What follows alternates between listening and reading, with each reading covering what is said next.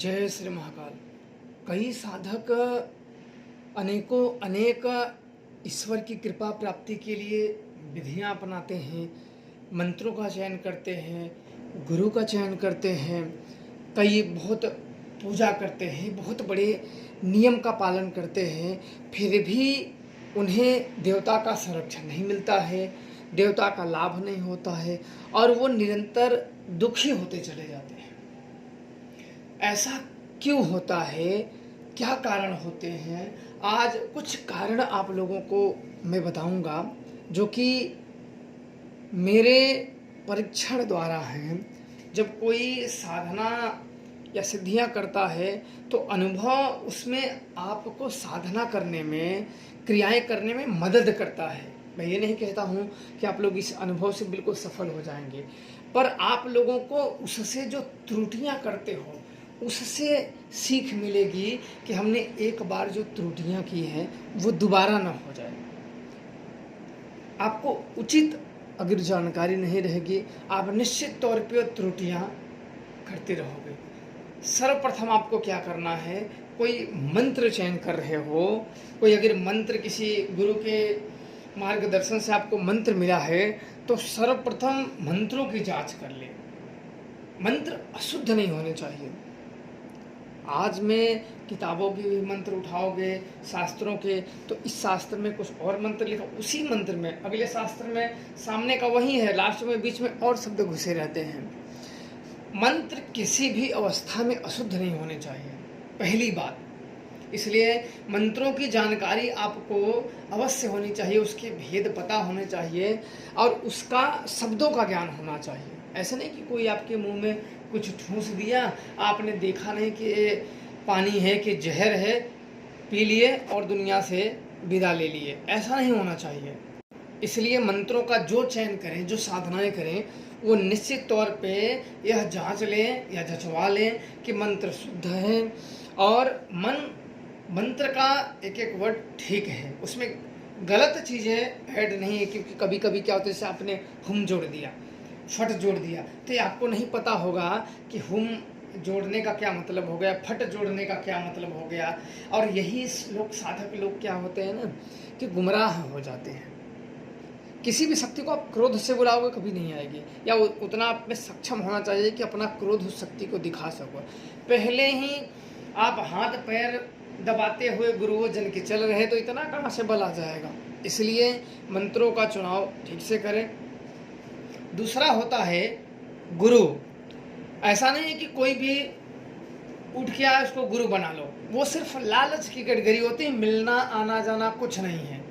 और जो शक्तियों की लालच दे उससे दूर रहो, क्योंकि कई बार ऐसे होते हैं, आओ कुछ 10,000 दे दें, 5,000, 20,000, 50,000 शक्तियाँ बेच देते हैं।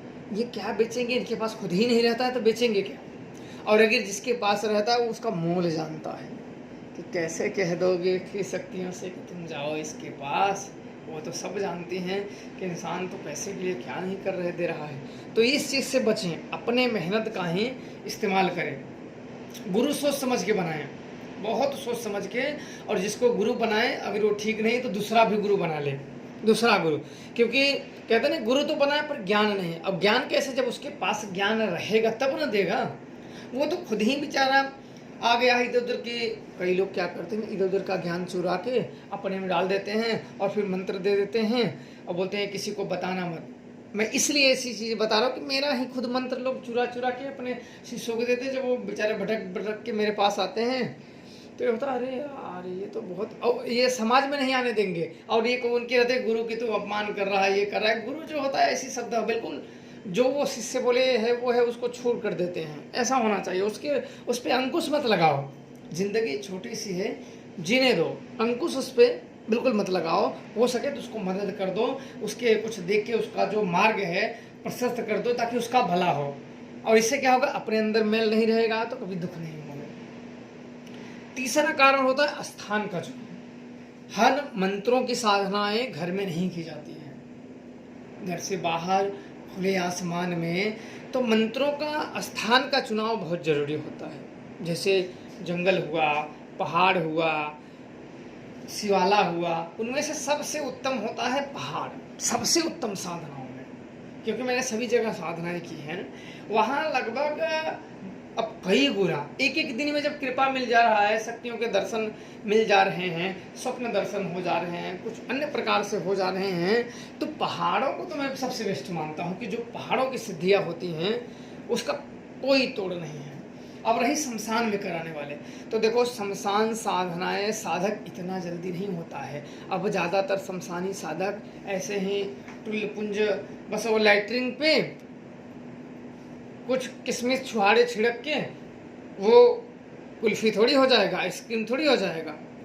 तो इसलिए ऐसे भी लोगों से बचें और डायरेक्ट आप लोग नए में कभी भी शमशानी साधनाएं बिल्कुल ना करें, क्योंकि सबसे पहले आँख ले जो शमशानी साधनाएं करा वो किसी के बारे में जानकारी कर सकता है। तो अपने बारे में पहले पूरी जानकारी और तुम श्योर हो जाओ कि हमारा जो सिखाने वाला है उसको आता भी है कि भाई ऐसे ही बिल्कुल गाल बजा रहा है, तो वो जानना जरूरी होता है। अन्यथा मुसीबत के समय में कोई साथ देने वाला नहीं है, न भाई न बंधु।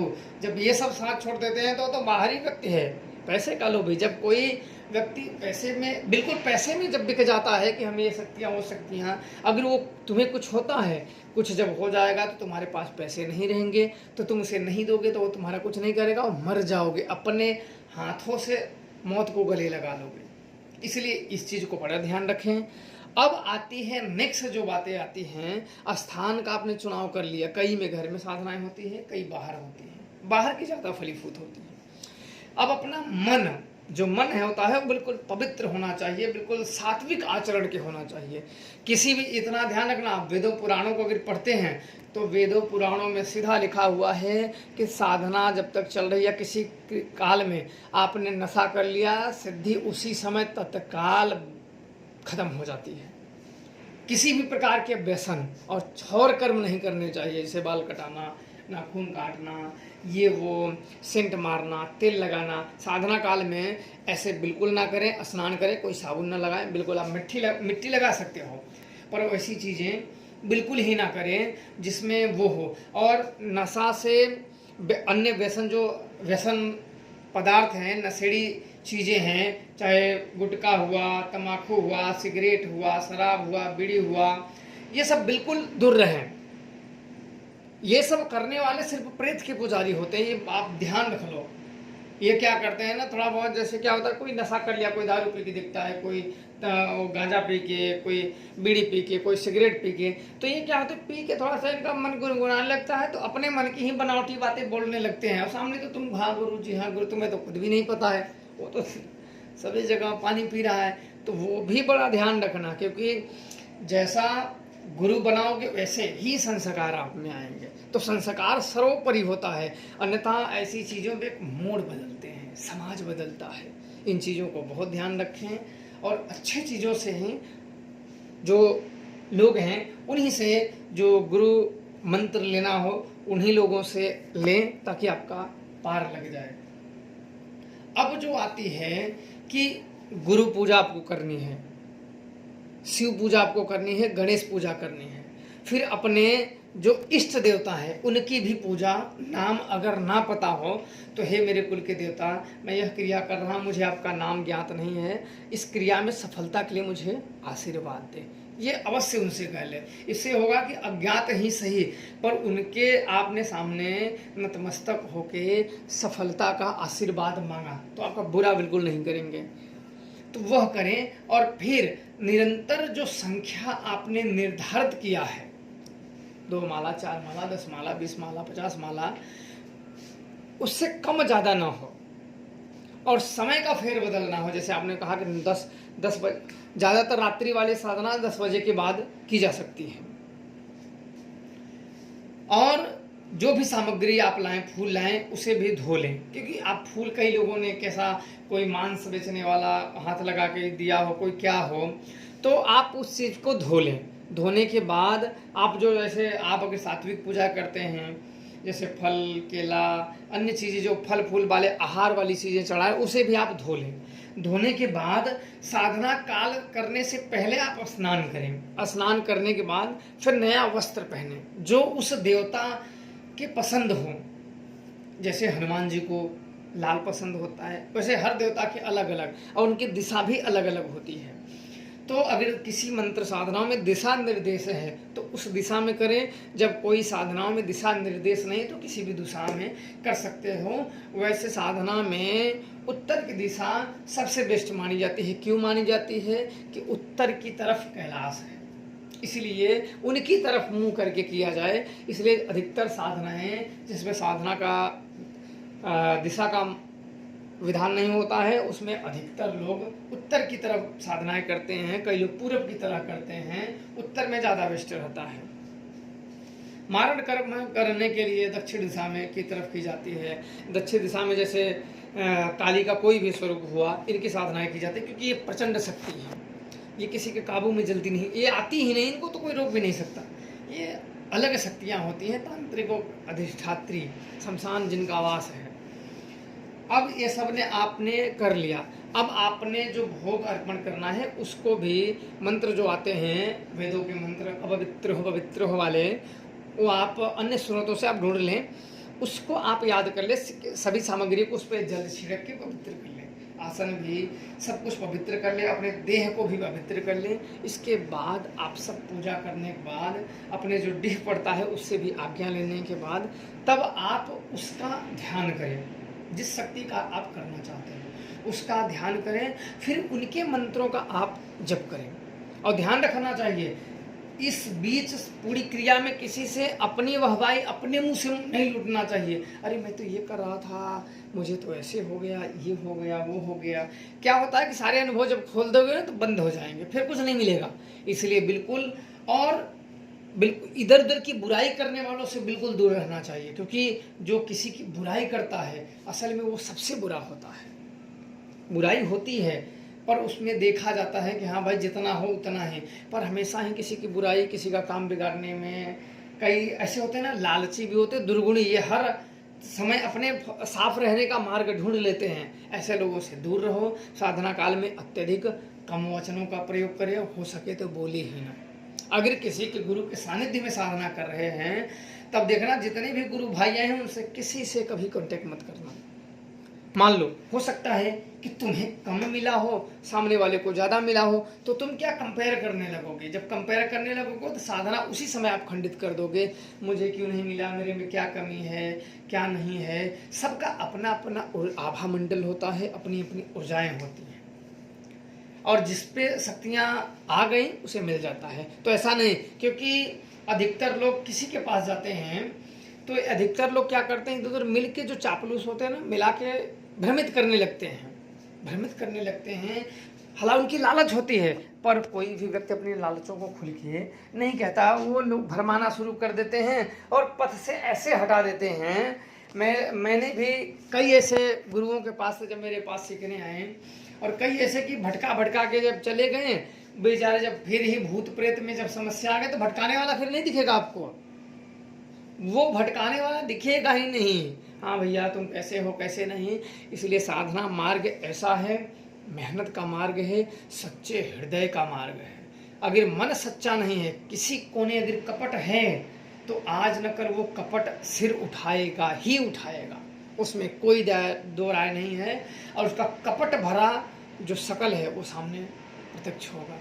इसलिए अपनी चीज़ों को गुप्त तरीके से करें, उन्हीं के सामने जो शक्ति है उन्हीं के सामने आप करें। और दूसरी चीज़, पहली साधना कोई भूत बैताल की जो होते हैं वो बिल्कुल ना करें, क्योंकि देने वाला तो बिल्कुल ही फ्री में दे देगा। कोई शक्तियाँ, कई लोग क्या करते हैं ना, प्रचार करते हैं, ले लो, बाकी शक्तियों को भगा दो, हटा दो, मेरी ये शक्तियाँ पूजो। तो ये लोग पूजवाते हैं, ज़बरदस्ती पूजवाते हैं, और कोई ना मूढ़मती होता है पूज लेता है। उसके साइड इफेक्ट नहीं पता होते हैं कि बाद में वो तुम्हें क्या कीमत चुकानी पड़ेगी उस शक्ति के लिए। तुम ऐसे नर्क में जा गिरोगे कि जहाँ से किसी के लिए निकाल पाना संभव नहीं है। इसलिए बड़ी सोच विचार के आप अध्ययन कर ले, पुराणों का अध्ययन कर ले, कौन सी शक्तियाँ क्या है क्या नहीं है। जो अधिकतर लोग लोक देवताओं का मान्यता है, लोक देवता नहीं, जैसे कोई मर गया उसको देवता बना लिया, तो उसे लोक मान्यताओं पे आधारित जो है लोगों ने मान लिया है। और लोगों ने जैसे कोई मर गया तो वो कंधा देते आ रहा है, फिर वो कंधा दूसरे के ऊपर लगा दे रहा है, अर्थी डो रहे हैं, भूत बैताल को पूज पाछ के खिला रहे हैं, हमारा काम करेगा।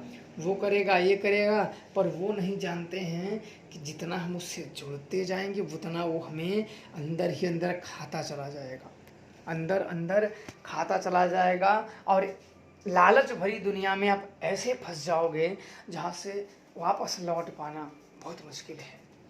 इसलिए साधना जब भी करें गुप्त तरीके से करें, गुप्त तरीके से करें, बड़ी साधनाएं करें। जैसे हनुमान जी हो गए, महाकाली हो गई, माँ काली, शमशान काली, और काल भैरव हो गए। हालांकि शमशान काली का ज्ञान सबके पास नहीं होता है, बड़े बिरले ही के पास ही होता है शमशान काली का ज्ञान, क्योंकि ये बड़ी गूढ़ रहस्य विद्या है, गूढ़ रहस्य विद्या है, जिसकी को किसी को कोई बताता भी तो बड़ा थोड़ा ही बताता है, क्योंकि ये बहुत गूढ़ रहस्य वाली विद्याएं हैं। शमशान की अधिष्ठात्री शक्ति हैं, काल भैरव के साथ ही चलने वाली शक्ति हैं शमशान काली। और माता का यह रूप बहुत ही उग्र है, ये दुष्टों को तत्काल दंड देने में सक्षम होती हैं, और जिनके ऊपर ये कुपित हो जाएं तो फिर इस संसार में उसका कोई भला नहीं कर सकता, उसका विनाश तय। उसे खा जाएंगी तो खा जाएंगे। इसलिए सच्चे हृदय से जाएंगे। मैंने जो बताया कि कुछ छूट गया तो अवश्य आप लोगों को अगली वीडियो में बता दिया जाएगा। गलतियां बिल्कुल ना करें, अवश्य निकल जाओगे। देखो जैसे परीक्षा होती है तो हम नकल के सहारे नहीं जाते, हम भी कुछ पढ़ते हैं, हम नकल के सहारे नहीं जाते हैं कि हमें नकल होगा तभी हम पास होंगे। इसलिए तंत्र मंत्र की एक पढ़ाई है, हमें खुद पे भरोसा रखना होता है। सामने वाला तो क्या करेगा, बहुत करेगा, या तो तुम्हारा बहुत हितैषी है और बहुत जान वाला है तो तुम्हारी हिम्मत को बुस्ट करेगा, बढ़ाएगा कि नहीं कर पाओगे। और जानता है अगर वो कपटी है तो तुम्हारे हिम्मत को तोड़ेगा, अरे वहाँ ये है, ऐसे है, वैसे है। तो ऐसे लोग ना खुद तो डूबते हैं, दो चार को और ले डूबते हैं ऐसे लोग। इसलिए सदैव आपको बुद्धि दी है, विवेक दिया है, अपनी बुद्धि का इस्तेमाल करिए, ना कि किसी और की बुद्धि का दास बन जाइए। सदैव आदमी के पास दो विकल्प होते हैं और ईश्वर का विकल्प सदैव लोगों को खुला रहता है। तो इसलिए साधना संबंधित में जो आप लोगों को जानकारी मिली वो आप लोगों के लिए काफ़ी हेल्पफुल रहे। और पूजा पाठ में जो पूजा करते हैं बहुत, उनके पास ना तो गुरु मंत्र होता है और ना तो सही से पूजा पद्धति का ज्ञान होता है। जैसे व्यक्ति होते हैं ना कि कोई चीज़ खाया जाए ना, बस खाने का तरीका पता हो ना तो वो फिर ठीक रहता है। नहीं अडर बडर जो मिल गया वो खा लिए, जो मिल गया खा लिए, तो उससे क्या होगा, तो लगेगा नहीं शरीर में और दूसरा आपको बीमार कर देगा। तो इन सब के तरीके जाने जाते हैं, पूजा करना है, कब करना है, क्या अर्पण करना है, कैसे उनसे अरदास लगानी है, कैसे क्या करना है, कैसे नहीं करना है। ये भगत लोग ऐसे ही नहीं करते हैं ना, जो भगत लोग होते हैं क्या करते हैं, सेवा ही करते हैं। सिद्ध तो है नहीं, कोई इनको तांत्रिक सिद्धियाँ तो है नहीं, ये सेवा ही करते हैं, बैठा देते हैं, अपना सेवा करते हैं, फिर वो ना भक्ताई सप्ताई कर। भक्ताई का मतलब होता है पुजारी, जो भगत हो, जो पूजा करता हो। और कोई कोई शक्तियाँ किसी को ऊपर जो भूत प्रेत की पूजा करेगा तो चढ़ ही जाएगा, ऊपर चढ़ जाएगा तो आधा पागल तुम वैसे ही होगे। लेने के बाद भी बहुत सावधानियां बरतनी पड़ती है, ये कोई भी मौका नहीं छोड़ती है अपने बस में लेने के लिए। और इन सावधानियां रखोगे अगर ज़िंदगी में, तो ज़िंदगी में कभी भी ये आपको अपने अधीन नहीं कर सकती हैं, जिससे आपका विनाश हो। सदैव चौकन्ने रखो। एक शक्तियाँ इधर उधर हो रही तो दूसरी शक्ति से जान लो कि ये शक्तियाँ क्यों इधर हो रही हैं। और अपनी चीज़ें सदैव गुप्त रखो। अगर जीवन में लक्ष्य तक पाना है तो जब तक पा न जाओ, सफलता तो अपने आप सबको दिख जाएगी। असफल होके क्या ज्ञान दोगे किसी को, सफल हो जाओ, स्वयं ही सब जान जाएंगे। अगर पेड़ लगा है तो फूल अवश्य आएंगे, उसमें सब्र रखना चाहिए। तंत्र मंत्र का मार्ग सब्र का मार्ग है, सब्र रखोगे, अन्यथा लालची बनोगे। सिद्धि ट्रांसफ़र, तो सिद्धि ट्रांसफ़र लेने वाले हैं तो देने भी वाले हैं, भले से उनके पास हो ना हो। तुम्हें क्या पता है, तुम तो पहले ही से भटक चुके हो। कई ऐसे बेचारे रोते रहते हैं, मैं बोला अरे यार मैं कितनी बार बताया हूँ तुम लोगों को, लेकिन समझते नहीं हो तुम। और वही लोग जो पैसे के लालची होते हैं, अगर वो सिद्धि ट्रांसफ़र में इतना, तो तुम्हें क्यों दे रहा है इतने पैसे में। और कई लोग फ्री का बोलते हैं। देखो आजकल कौन फ्री में करेगा, अपना समय कौन फ्री में करेगा। फ्री वाले में जब कोई फ्री का सिखाने के लिए बोले या फ्री की शक्तियाँ, तो समझो साजिश बहुत लंबी है ये, और उस साजिश के पत्र और सूत्रधार आप ही लोग हो। आप ही लोगों के सिर पे खड़ा होके वो चढ़ेगा, अन्यथा किसी का फ्री में नहीं लेना चाहिए। भाई जो तुम्हारा शुल्क बनता है, जो दक्षिणा बनता है, ले लो। जो तुम मेहनत करते हो कोई बात नहीं, तुम्हारा देवता है उसका पेट हम नहीं मारेंगे, कोई बात नहीं है, अपना कर लो। और फ्री की बात नहीं करनी चाहिए कभी भी। और फ्री वाले में तुमसे वो बहुत भविष्य में उसने ऐसे प्लान गढ़ रखे हैं जो मुसीबत के अलावा कुछ उसके लिए लाभ है, पर तुम सबके लिए मुसीबत है। समझ में आ गए? समझ गए हो तो अवश्य अपनी अपनी राय दें, क्या सही है क्या गलत है, कमेंट में आप लोग अवश्य बताएं। बाकी आप लोग खुश रहें, प्रसन्न रहें। जय श्री महाकाल।